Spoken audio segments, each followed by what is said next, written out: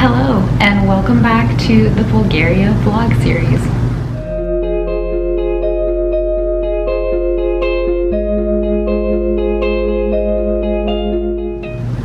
In this vlog, we will explore parts of Western Bulgaria close to my hometown, things that are not tourist attractions and are off the beaten path.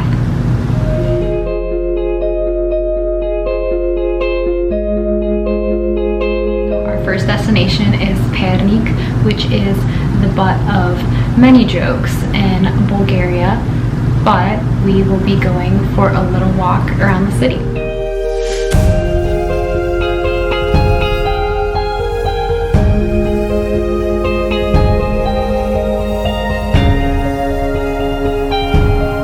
So just a little bit about Pernik. It is a town in Western Bulgaria,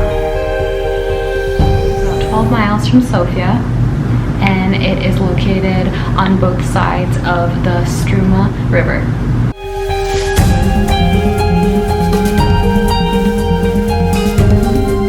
The city center has a large pedestrian street and plaza, an area that is lined with restaurants, cafes, and shops. The main plaza holds a variety of events throughout the year, like festivals and even an ice rink in the winter. But on most days you can see kids just hanging around and playing in the area. A shopping street with a ton of stores on either side and also some restaurants, things ranging from international brands to local shops. There is a park situated along the Struma River that is filled with playgrounds and also a ton of walking trails.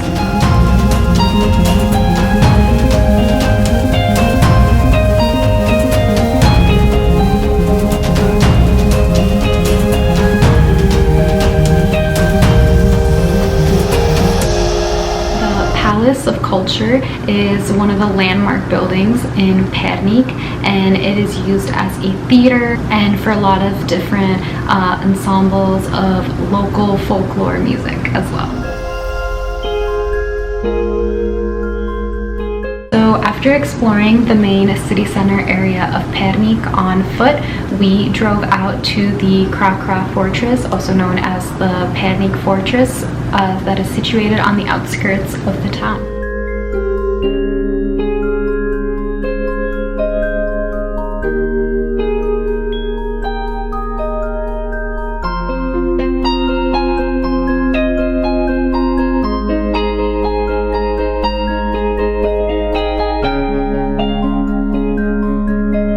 The fortress itself has free parking and free entrance, and you are free to explore it at your leisure. And once you park, it is a quick 5 to 10 minute walk to the actual fortress itself.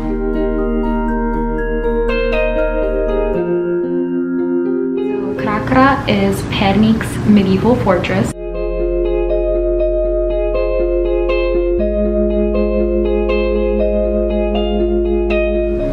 As you can see, very little of the original fortress remains, but a lot of the castle walls and ruins have been rebuilt.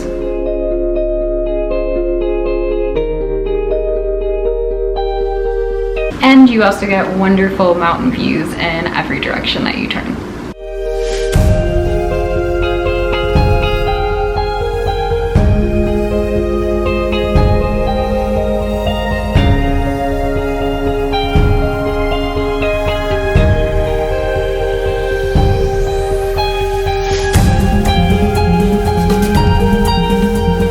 We came to Krakra Fortress in Pernik, and it started to rain just as about we were getting up this staircase to the highest point.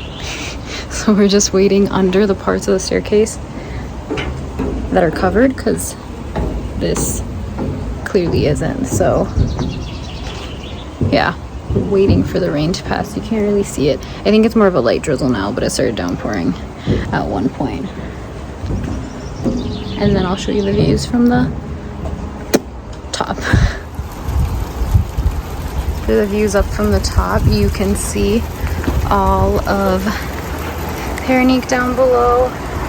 It is raining a little bit and it's starting to rain harder.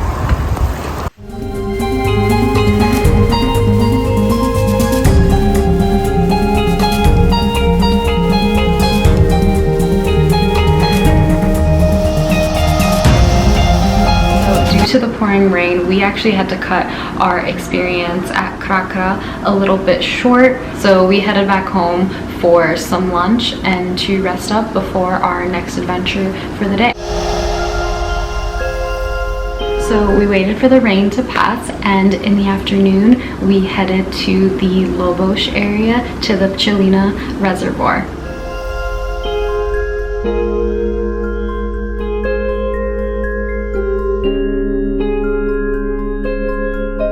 Adventure there included some windy driving, off-roading on some dirt roads in order to get to the viewpoint we were looking for. So just be wary if this is a trip that you plan on doing. You will definitely need an SUV and maybe an experienced driver. Like we had my uncle driving us there who had been there several times. So just a heads up.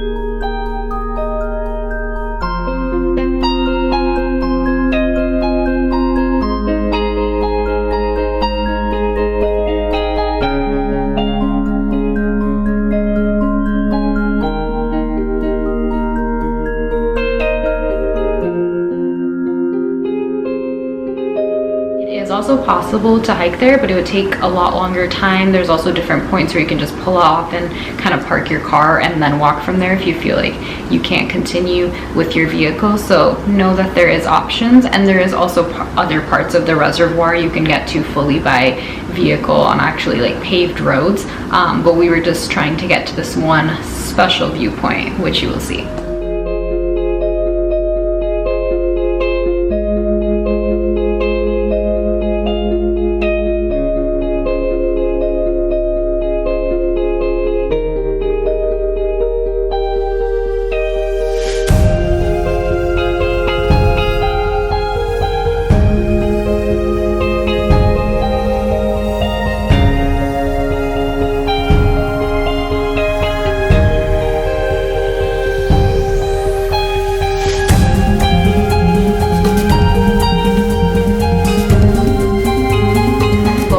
Is actually a town near the reservoir, and also the name of the dam that is on Lake Pchelina, or Reservoir Pchelina, and it is a beautiful lake, and there is this small church perched up on the hill that overlooks it, and it is a great photo spot.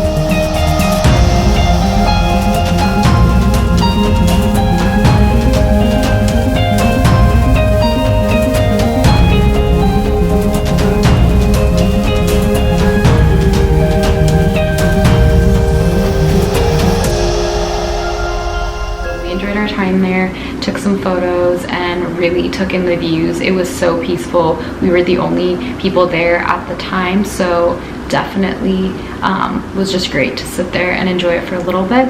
And then after we took in the views, we headed back home for some dinner.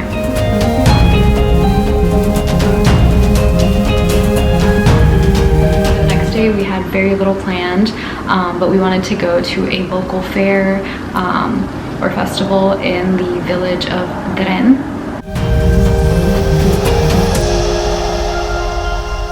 And the fair was to celebrate the traditional folklore music, so there was a lot of kids singing and dancing, playing instruments, things like that, ranging all the way from like kindergarten age all the way up through older people and adults as well. Добре сте дошли в село Дрен. на 21-ви национален детски фолклорен фестивал с международно участие Слънце иде. We participated in some classic fair goodies like some mini donuts and ice cream. And we also had a traditional Bulgarian fair kebabche, which is the ground pork sausage, but at the fair they put it in a bun similar to a hot dog, and trust me, a kebabche that you get at a restaurant or a homemade one at someone's house cannot compare to a fair kebabche. It's different and you'll only understand once you have one. So it is definitely an experience you have to have because it is absolutely delicious, and that was paired with some fries, so we sat, listened to some music, and enjoyed our meal.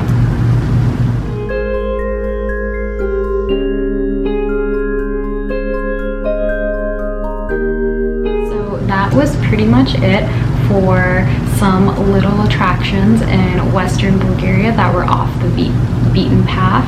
This vlog definitely focused on less touristy areas and things you might not see in other vlogs.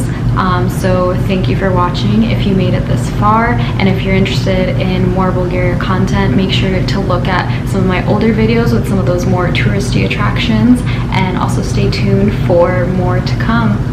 See you guys soon.